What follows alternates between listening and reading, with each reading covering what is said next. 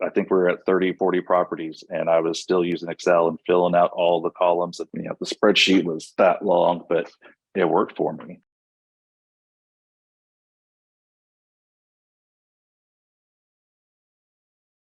I was lucky enough to come up and bug you and beg you to let me take you, for a coffee. And we were having that coffee and you gave me the same advice, right? Like systems are paramount for you. And it doesn't matter if you're just starting out or if you have 126 properties or 124 properties, right?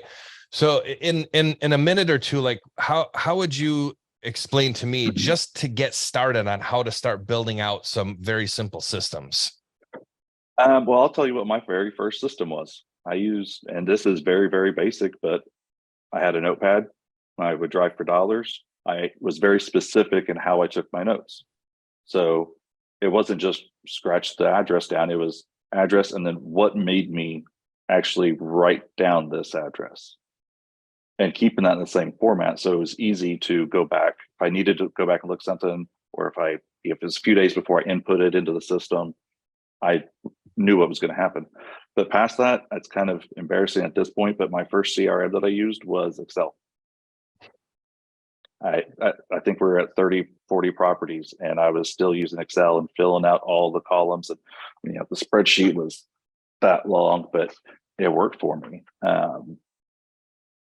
So I would say find a system that works for you and helps. People go and they pick systems because they embrace things that they're good at. But what they really need to do is find a system that helps on things that they are not good at. Does that make sense? Yeah, just like strengthen your weaknesses. Yeah, just like teammates, you want to strengthen your weaknesses and find a system that will handle that. There's a pharmacist that has ADD.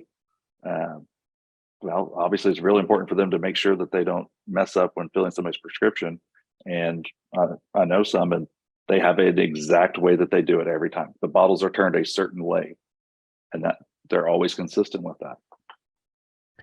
Yeah, I think we encounter, and I don't know who talks about it, but I hear somebody in one of our meetings talk about it. It's, we get hit with so many decisions that we have to make every second. And then there's all these subconscious things happening too. So like today, perfect example, John, I had to go to Target to get new AirPods because my main AirPods, the case and the one that wasn't in my ear is at my office, right? Because I had to go to my office this morning before we shot the podcast. And I'm like, well, I guess I get a backup pair. But what did I do? I put them in that little weird pocket, right? That Levi's made for change or whatever you're supposed to put in there. And it's become my AirPod pocket, right? In the last 10 years or 7 years.